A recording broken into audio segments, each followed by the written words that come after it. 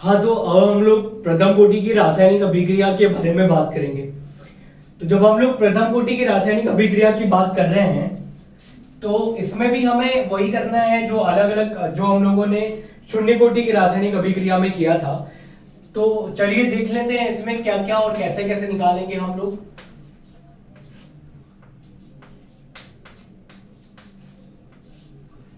तो देखिए इसमें भी हम लोग उसी तरीके से शुरुआत करेंगे जैसे हम लोगों ने शून्य कोटि में किया था।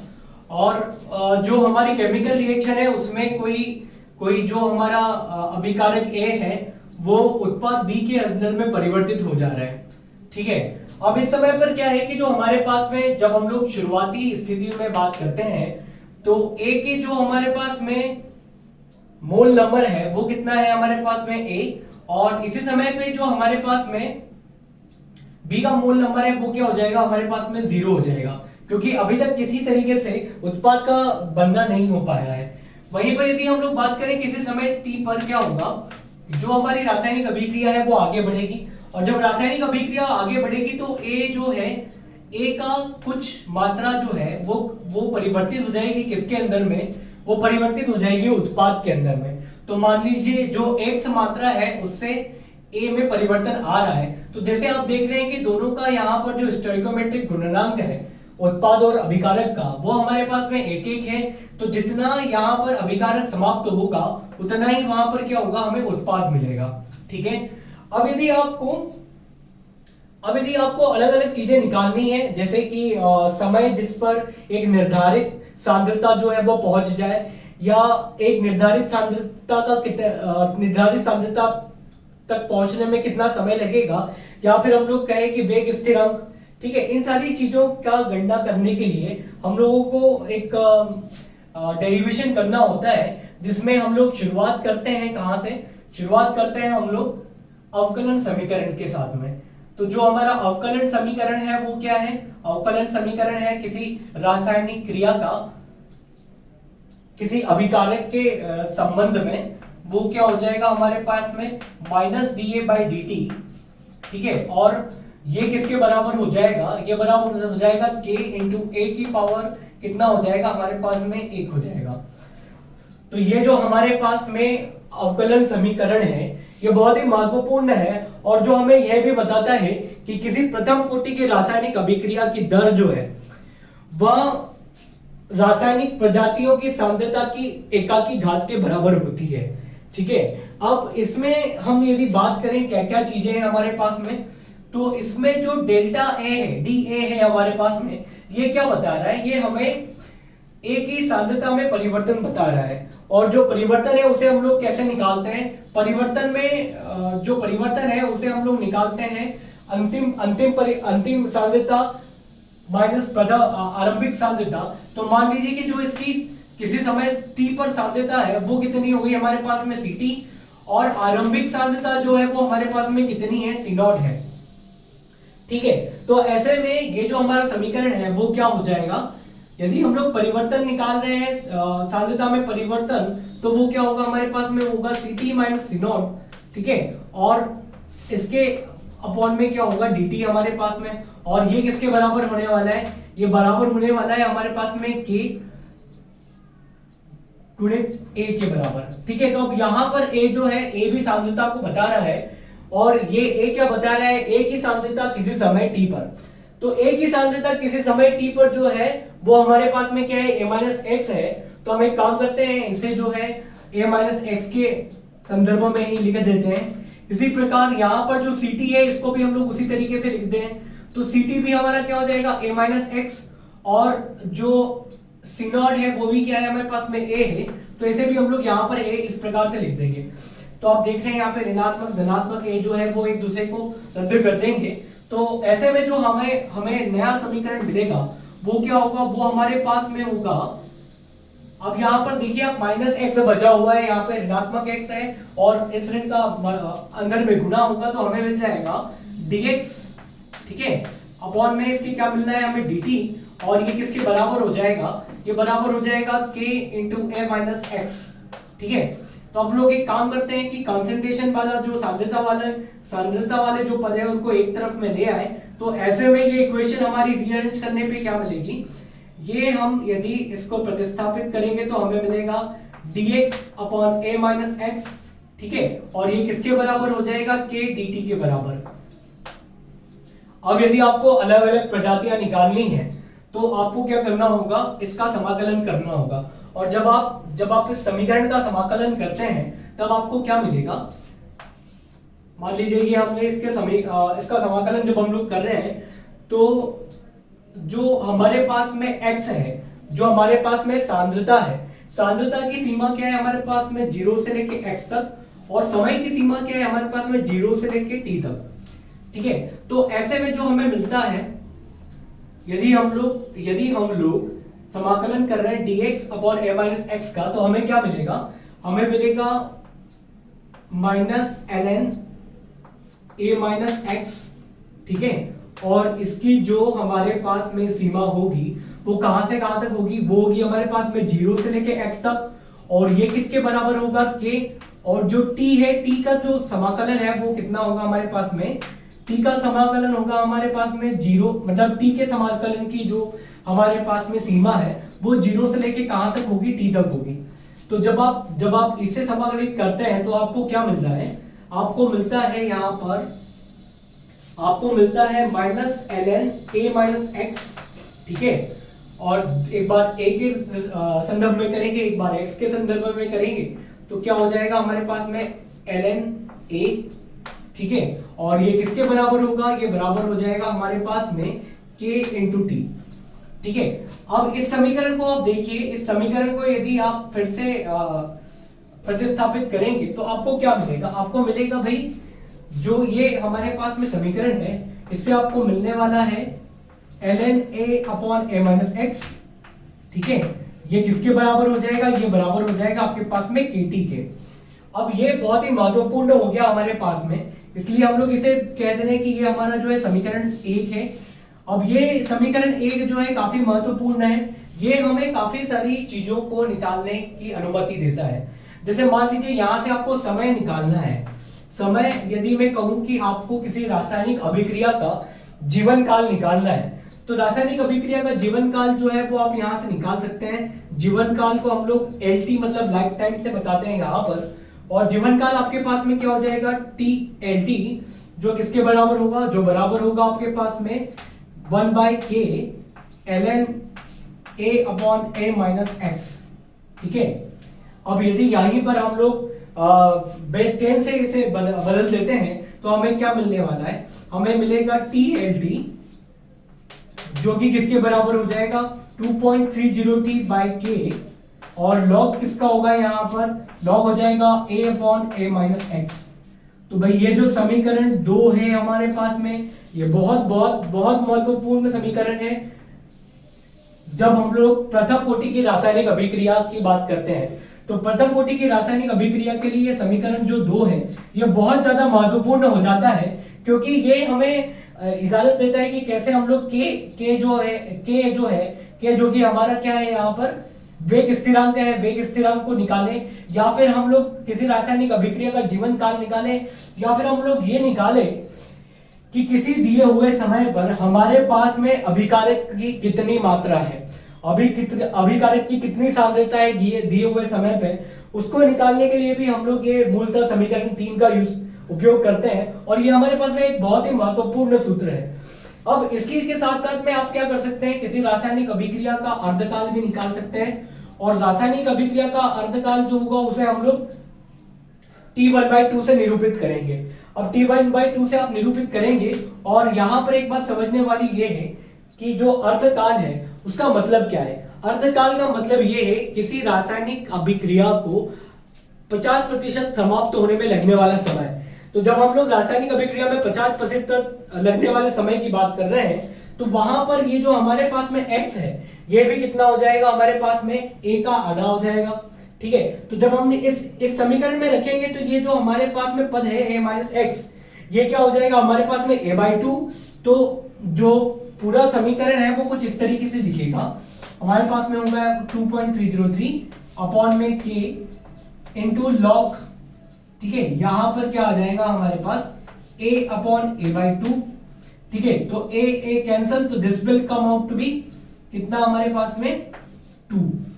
ठीक है, तो जब log 2 की आप जो है वैल्यू इसके अंदर में रखेंगे, log 2 का मान रखने पे हमें क्या मिलेगा, हमें मिलेगा t हाफ किसके बराबर 0.693 बाई के। तो ये एक हमारे पास में बहुत महत्वपूर्ण समीकरण है जिसको हम लोग समीकरण नंबर 3 दे देते हैं। और ये समीकरण हमें मदद कर रहा है कि जो एक रासायनिक अभिक्रिया है उस रासायनिक अभिक्रिया का अर्धकाल हम लोग कैसे निकाल सकते हैं, जबकि हम लोग अर्धकाल जो समीकरण नंबर 2 है इससे भी निकाल सकते हैं। लेकिन यह जो है ये एक शॉर्टकट फॉर्मूला है हमारे पास में, क्योंकि हमारा टाइम सेव करता है, तो हमें इसे यूज करते हैं जब भी हमें हाफ लाइफ जो है वो निकालनी होती है। और यदि आप मूलतः समीकरण नंबर 1 पे देखें तो इसमें यदि हम लोग इसका एंटीलॉग ले लेते हैं, समीकरण 1 का एंटीलॉग लेने पर हमें क्या मिलता है, हमें मिलता है कि भाई a upon a minus x, और ये किसके बराबर होता है, ये बराबर हो जाता है e to the power kt के। अब यदि यहां से आपको a माइनस एक्स निकालना है, मतलब किसी समय t पर जो हमारा अभिकारक है, अभिकारक का कितनी सांद्रता है, यदि वो आपको निकालनी है तो वो कैसे हो जाएगी, वो निकलेगी आपकी a minus x equal to a into e to the power minus kt से। ठीक है, तो मैं चाहूं तो यहाँ पे a माइनस एक्स को क्या लिख सकता हूँ ct, तो ये क्या हो जाएगा मेरे पास में ct equal to C nought, a की जगह सी नॉट रख दिया हम लोगों ने, और हमारा जो सूत्र है वो क्या हो गया माइनस kt। तो ये जो है बहुत महत्वपूर्ण सूत्र है। ये सूत्र हमें क्या बताता है कि जो मात्रा है हमारे पास में अभिकारक की किसी समय t पर वो कैसे निकाली जाए, तो इसे हम लोग दे दे रहे हैं समीकरण नंबर 4। अब यहीं से एक बात आप और देखिए कि इसके पहले वाला जो समीकरण था, यहां से आप क्या कर सकते हैं, यहां से आप उत्पाद की कितनी मात्रा बनी है उसे भी निकाल सकते हैं। तो उसके लिए आपको क्या करना होगा, इसे ओपन करके इधर लेके जाएंगे जब आप, तो आपको मिलेगा x बराबर, ठीक है, x बराबर a minus a into e to the power minus kt। तो a यहां से इन दोनों के बीच में कॉमन आ जाएगा, तो हमारे पास में जो इक्वेशन है वो मिलेगी a into 1 minus e to the power minus kt। ठीक है, तो ये बहुत ज्यादा महत्वपूर्ण समीकरण है।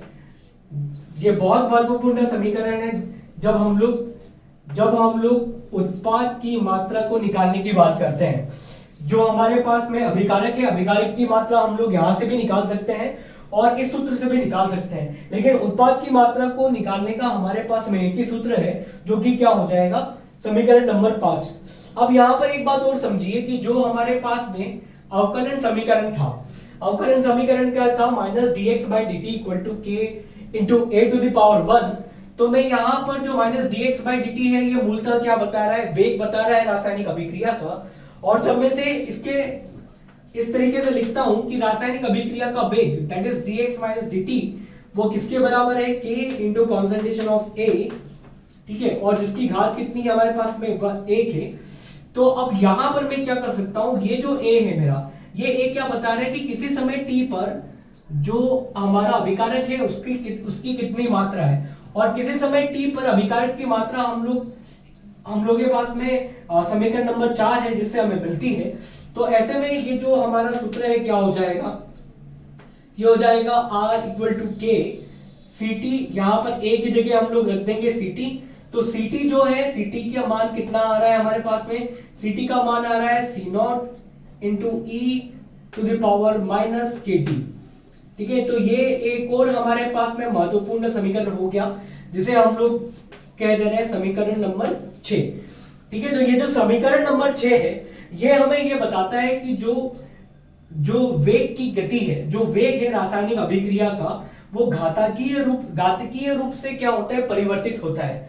वैसे ही हमें जो समीकरण नंबर 5 है, समीकरण नंबर 5 ये बताता है कि किसी रासायनिक अभिक्रिया में जो कि प्रथम कोटि की हो, जो उत्पाद की मात्रा में परिवर्तन है वो भी घातकीय रूप से होता है। उसी तरीके से जो हमारे पास में अभिकारक है, अभिकारक की मात्रा में परिवर्तन भी है, वो भी क्या होगा हमारे पास में घातकीय रूप से वहां पर होगा। और मूलतः ये जो है हमारे पास में सूत्र नंबर 2 और सूत्र नंबर 3, मतलब जो हमारे पास में समीकरण नंबर 2 और समीकरण नंबर 3 है, ये बहुत बहुत महत्वपूर्ण समीकरण है जब हम लोग समय के निकालने की बात करते हैं, या जो वेग स्थिरांक है उसके निकालने की बात करते हैं, या फिर हम लोग किसी समय पर मात्रा जो है अभिकारक की निकालने की बात करते हैं, तो ये बहुत ही महत्वपूर्ण हो जाता है। आगे हम लोग देखते हैं प्रथम कोटि में जिस प्रकार शून्य कोटि की अभिक्रिया के लिए हमने अलग अलग ग्राफ बनाए थे, वैसे ही प्रथम कोटि की अभिक्रिया के लिए भी अलग अलग ग्राफ बनाएंगे। तो अब इसमें जो हमारा सबसे पहला ग्राफ बनाएंगे हम, तो सबसे पहला ग्राफ जो है वो दर और समय के बीच में बनाने वाले हम लोग, या दर और सांद्रता के बीच में पहले बना लेते हैं। तो जो रासायनिक अभिक्रिया का वेग है, रासायनिक अभिक्रिया का वेग और जो सांद्रता है उसके बीच में यदि हम लोग ग्राफ बनाएं, तो रासायनिक अभिक्रिया का वेग और सांद्रता के बीच में क्या संबंध है वो हमें इस समीकरण से स्पष्ट होता है। तो यहां पर आप देख सकते हैं कि जो रासायनिक अभिक्रिया का वेग है वो सांद्रता के समानुपाती होता है। तो ऐसे में आपको एक सीधी लाइन मिलेगी, ठीक है। और ये जो सीधी लाइन है, इस सीधी लाइन का ढाल जो है वो आपको मिलेगा कितना, ये आपको मिल जाएगा वेग स्थिरांक मतलब k के बराबर। और उसी प्रकार से यदि आप यहां पर इसके अवरोध की बात करते हैं, तो अवरोध आपका इसमें कितना होगा, 0 हो जाएगा। अगला जो ग्राफ है वो हम किसके बीच में बना सकते हैं, अगला ग्राफ हम बनाते हैं जो हमारे पास में वेग है, वेग और वेग के समय के बीच में हम लोग अगला ग्राफ बनाएंगे। तो जब हम लोग वेग और समय के बीच में ग्राफ बनाते हैं, तो इसका जो संबंध है वो हमें जो समीकरण नंबर 6 है इससे पता चलता है। और समीकरण नंबर 6 यही बता रहा है कि जो वेग में परिवर्तन है वो घाताकीय रूप से क्या होता है, प्रथम कोटि की अभिक्रिया के अंदर में होता है, और ये लगातार क्या होता है हमारे पास में घटते जाता है। तो ऐसे में हमें घाताकीय रूप से इस तरीके का एक ढाल जो है वो वहां पर मिलने वाला है, ठीक है। तो ये जो हमारे पास में वक्र है वो वक्र कुछ इस तरीके से हमें दिखाई देगा। अब यहां पर यदि हम लोग बात करें, जो अगला ग्राफ है, अगला ग्राफ हम लोग बना सकते हैं जो हमारे पास में अभिकारक है, अभिकारक की मात्रा किसी समय t पर, मतलब जो हमारे पास में अभिकारक बचा हुआ है और उसके बीच में और हम लोग समय के बीच में यदि ग्राफ बनाए, तो यहां पर जैसे आप देखेंगे कि जो बची हुई सी जो मात्रा है हमारे पास में अभिकारक की Ct, ये भी क्या होती है, ये भी घाताकीय रूप से परिवर्तित होती है। और ये जो Ct है, Ct क्या होगा, लगातार वहां पर कम होते जाएगा। तो ऐसे में यहां पर जो हमें इसका वक्र मिलेगा वो कुछ इस तरीके से दिखाई देगा। ये भी जो है घाताकीय जो तरीका है उसी को अनुसरण करने वाला है। वहीं पर यदि हम लोग बात करें कि किसी समय जो हमारी रासायनिक अभिक्रिया है उसमें उत्पाद के मान का जो समय के साथ में परिवर्तन है वो किस तरीके से हो रहा है, तो वो हमें इस समीकरण नंबर 5 से स्पष्ट होता है, जो कि ये बताता है कि घाताकीय रूप से जो है जो हमारा उत्पाद है उसका मान, उसका जो सांद्रता है वो लगातार क्या होते जाएगी, वहां पे बढ़ते जाएगी। तो अभी हम लोग क्या कर रहे हैं, अभी हम लोग समय और अभी हम लोग जो उत्पाद की सांद्रता है और समय के बीच में वक्र बना रहे हैं। तो इसका जो वक्र मिलेगा वो हमें कुछ इस तरीके से मिलेगा, जो कि क्या बताएगा, जो कि ये बताएगा कि भाई जो हमारे पास में उत्पाद है, उत्पाद की मात्रा समय के साथ में लगातार क्या हो रही है, वहां पर बढ़ते जा रही है, ठीक है। वैसे ही यदि हम लोग अगले ग्राफ की बात करें, तो हम लोग अगला ग्राफ बना सकते हैं किसके बीच में, हम लोग बना सकते हैं अगला ग्राफ ln a - x, या हम कहें कि हम लोग किसके बीच में बना सकते हैं, ln ct के बीच में।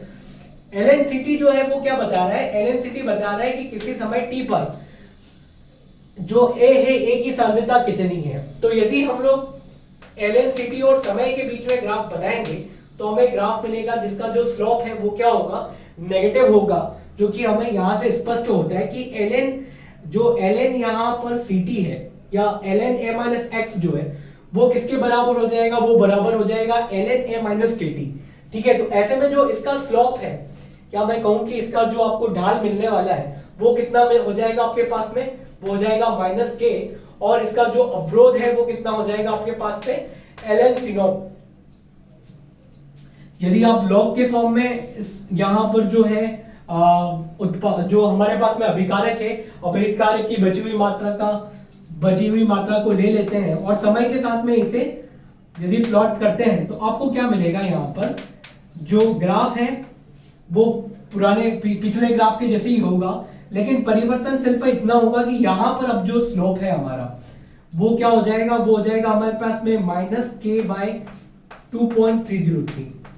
ठीक है, इसी तरीके से हम लोग क्या कर सकते हैं, रासायनिक अभिक्रिया की जो अर्धकाल है, रासायनिक अभिक्रिया के अर्धकाल और समय के बीच में ग्राफ बना सकते हैं। तो जैसे कि आप सूत्र नंबर 3 देख रहे हैं, इसमें हमें स्पष्ट हो रहा है कि जो रासायनिक अभिक्रिया का अर्धकाल है वो जो है सांद्रता है उस पर निर्भर नहीं कर रहा है। ये मूलतः जो है हम लोग सांद्रता के बीच में बनाएंगे। तो यदि हम लोग अर्धकाल और सांद्रता के बीच में ग्राफ बनाते हैं तो हमें जो सूत्र नंबर 3 है इससे यह स्पष्ट होता है कि जो अर्धकाल है वो सांद्रता पर निर्भर नहीं करता है। तो ऐसे में हमें एक सीधी लाइन मिलेगी और जो हमारा ग्राफ है वो कुछ इस तरीके से दिखेगा। तो ये था हमारा प्रथम कोटि की जो रासायनिक अभिक्रिया है उनके लिए अलग अलग चीजों को निकालना। और बहुत महत्वपूर्ण चीज इसमें यह है कि जो हमारे पास में समीकरण नंबर 2 है ये बहुत ही ज्यादा महत्वपूर्ण हो जाता है, क्योंकि ये किसी भी समय को निकालने में मदद करता है, वेग स्थिरांक को निकालने में मदद करता है, या किसी भी समय पर जो हमारे पास में अभिकारक है, अभिकारक का कितना मान होगा वो निकालने में भी हमें मदद करता है। जबकि जो हमारे पास में समीकरण नंबर 3 है इसका उपयोग मूलतः हम लोग शॉर्टकट में लगाने में करते हैं। और शॉर्टकट तरीके से हम लोग क्या करते हैं, यहाँ पर जो रासायनिक अभिक्रिया है यदि उसका हमें अर्ध आयुकाल दिया हो तो हम लोग उसके लिए अभी जो वेग स्थिरांक है उसका मान निकाल लेते हैं, या वेग स्थिरांक पता हो तो तुरंत से हम लोग क्या कर सकते हैं, उसका अर्ध आयुकाल निकाल सकते हैं। वहीं पर जो समीकरण नंबर 5 है ये हमें इसलिए महत्वपूर्ण है क्योंकि ये हमें बताता है कि कैसे हम कैलकुलेट कर सकते हैं उत्पाद की मात्रा में परिवर्तन समय के साथ में। ठीक है, तो आप इसे देख लीजिए, समझ लीजिए, फिर हम लोग आगे बढ़ते हैं।